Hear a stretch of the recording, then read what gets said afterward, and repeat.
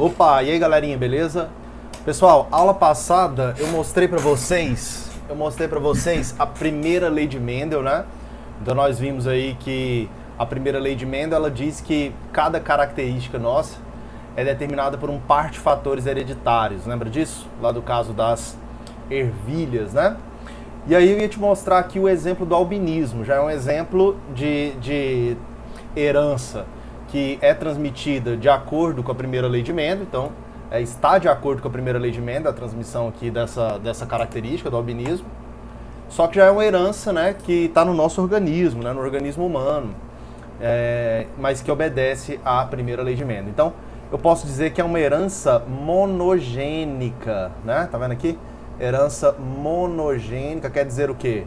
Quer dizer que é a herança determinada por um gene, né? Ou seja, ou posso dizer que por um par de alelos, tá certo? Na linguagem do Mendel, eu diria que é um par de fatores, tá certo? Posso falar que está envolvido aí apenas um loco gênico, tá certo? Tudo isso está de acordo, né, com a primeira lei de Mendel. Um gene, ou um par de alelo, né, ou um par de fatores, ou um loco gênico. É o caso do albinismo, como é o caso também da cor da ervilha, como é o caso da textura da ervilha, beleza? Então vamos lá. Albinismo é uma herança autossômica recessiva. Bom, a gente tem que entender isso. Quando fala autossômica, gente, quer dizer que é determinada, vou escrever aqui para você, determinada por genes autossômicos, né? Aí você fala, pessoal, mas o que são genes autossômicos? São genes que estão localizados nos cromossomos autossômicos, beleza? Professor, continua estranho. Então vamos lá, vamos entender. Você sabe que a nossa espécie é assim, ó. Nossa espécie tem, vou colocar aqui nesse cantinho. Nossa espécie tem 46 cromossomos. Você sabe disso, né? 46 cromossomos. Sendo que desses 46 cromossomos existem 44 ou 22 pares que são autossômicos, beleza? E tem dois, né, ou seja, um par de cromossomo que a gente pode chamar de heterossômicos, né? Ou também são mais conhecidos aí como cromossomos sexuais, beleza? Então todas as heranças, todos os genes que estão nesses cromossomos autossômicos, beleza? Todos os genes que estão aqui nos cromossomos autossômicos são chamados aí de cromossomos autossômicos, são de genes autossômicos, né? E as heranças que são determinadas por genes que estão aqui são heranças autossômicas. Bom, então, basicamente, o que significa isso? O que significa quando a questão vem, quando o enunciado vem falando que a herança é autossômica? O que ele quer dizer com isso, né? Ele quer dizer que o sexo não interfere na transmissão desta herança. Ou seja, não importa o sexo, né? Um homem ou uma mulher tem as mesmas chances de transmitir o albinismo, assim como tem as mesmas chances de herdar o albinismo. Então, basicamente, de uma forma bem simples, toda vez que falar para você que é uma herança autossômica, automaticamente, gente, vai vir na sua cabeça o seguinte: o sexo não importa, beleza? O sexo do indivíduo não importa para transmitir ou para herdar aquela herança, a coisa vai acontecer de forma igual em ambos os sexos. Na prática, é isso que você tem que entender quando a questão falar de uma herança autossômica, beleza? E quando falar de uma herança recessiva, né? Quando falar que uma herança é recessiva, aí tá mais fácil. É porque ela é determinada por um alelo recessivo.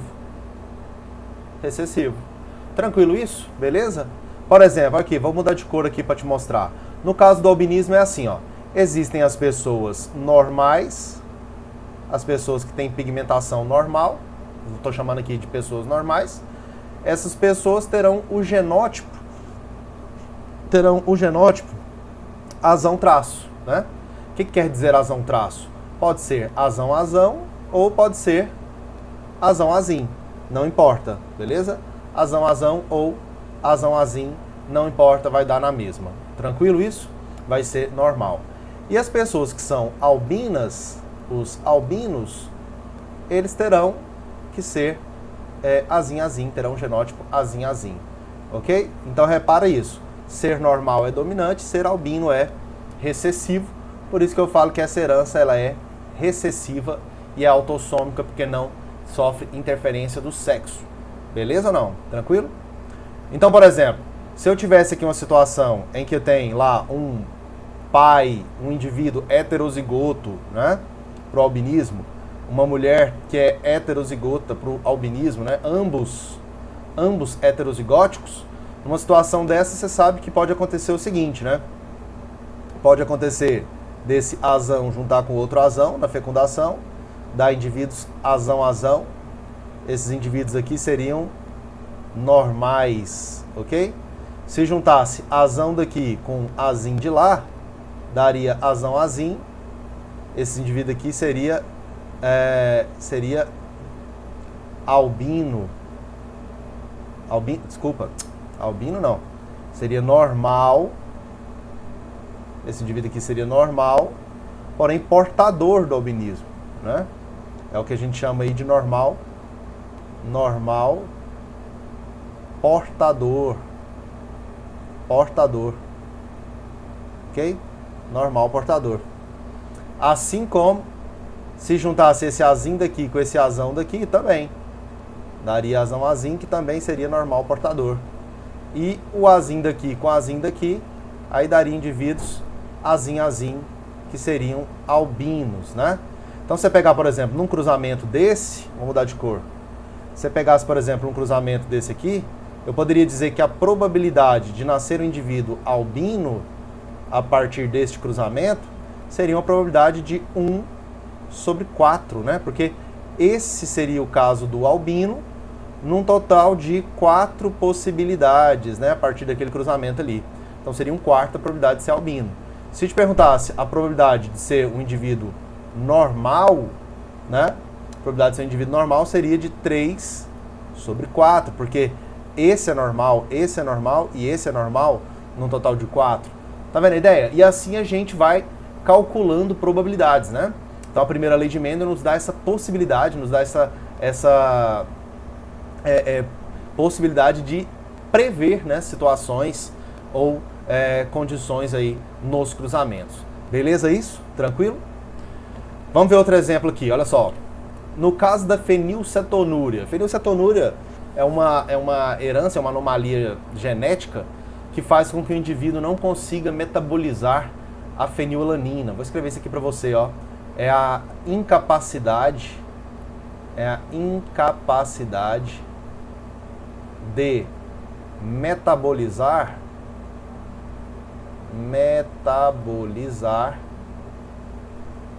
o aminoácido fenilalanina. Beleza? Fenilalanina. Tranquilo? Aliás, eu já tinha até escrito aqui, ó. É uma herança autossômica recessiva. Bom, então agora você já sabe o que significa dizer que é uma herança autossômica. Quer dizer que é uma herança que não depende do sexo, não sofre interferência do sexo. O sexo não faz diferença na transmissão dessa herança ou na herança, né? Não interfere em herdar esse gene, não interfere em transmitir esse gene.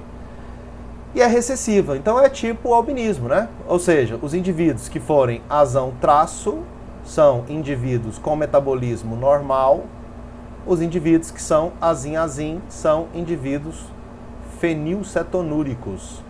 Fenilcetonúricos, beleza? Que é quem tem aí a fenilcetonúria, beleza? Bom, então o que acontece? Então o que acontece? Nesse caso aqui, ó,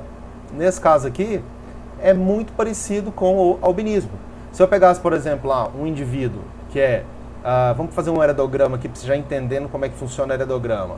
Se eu pegasse, por exemplo, aqui, um indivíduo, um homem, uma mulher, ambos normais, e aí eu te conto, né? Aí o exercício te conta, imagina o exercício te contando, que esse casal tem 3 filhos, tá? Um desses filhos aí tem a fenilcetonúria. Então, estou considerando aqui que os indivíduos que estão pintados, né, quadradinhos representam os machos, bolinhas representam as fêmeas, e os que estão pintados é porque tem a fenilcetonúria. Enquanto que os que não estão pintados, não estão achurados aí, são os indivíduos normais, beleza? Isso aqui é uma legenda que sempre aparece em questões que tem heredograma, né? Então tá bom. Então tá aí esse heredograma aí. Aí imagina aqui o seguinte, ó, vou colocar outra família aqui.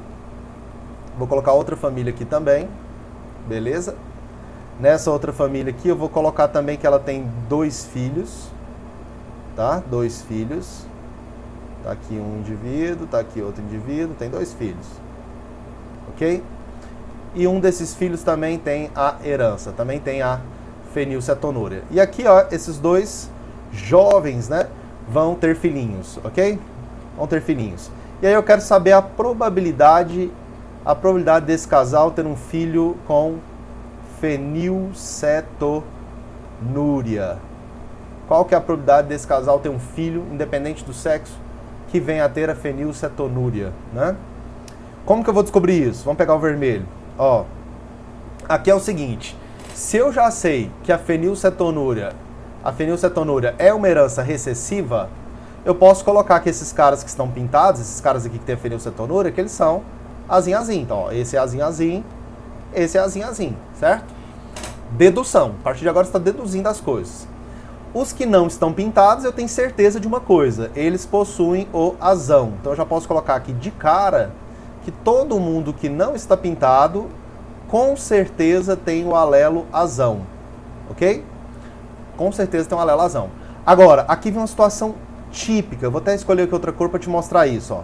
A situação é, eu tenho pais iguais e tenho um filho diferente, tá? Essa situação aqui vai me indicar uma coisa.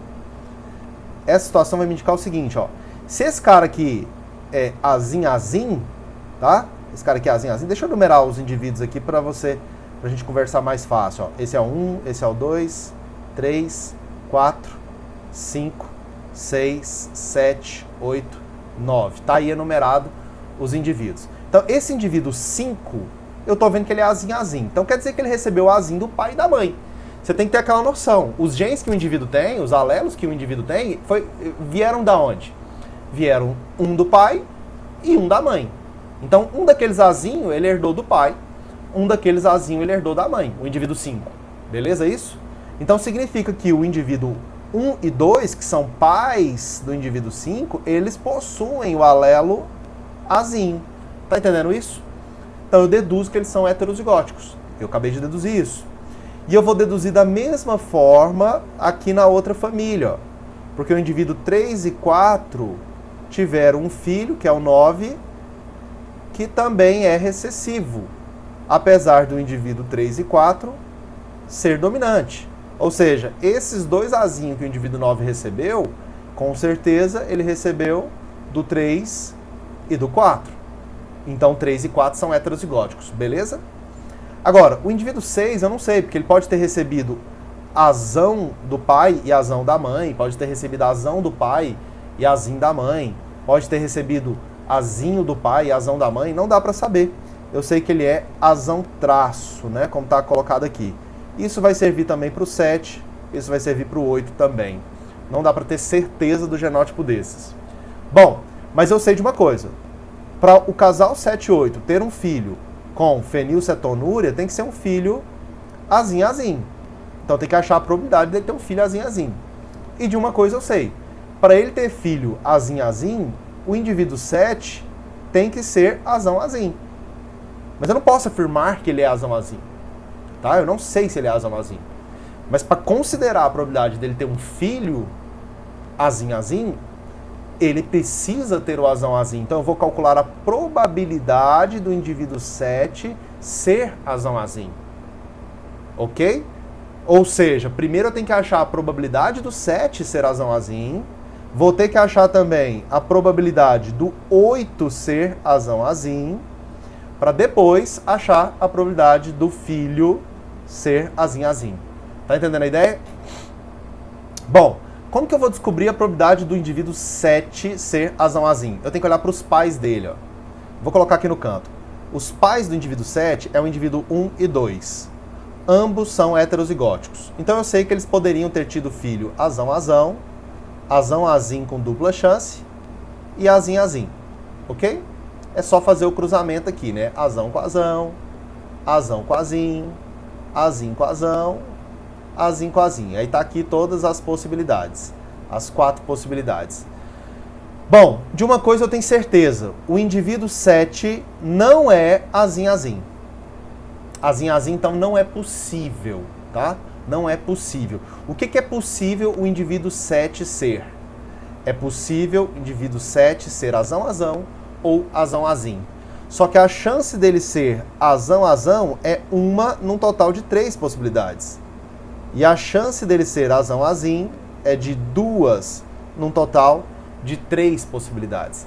Portanto, a chance do indivíduo 7 ser heterozigoto, gente, presta muita atenção nisso que eu acabei de fazer, a probabilidade aqui vai ser de 2/3, ok?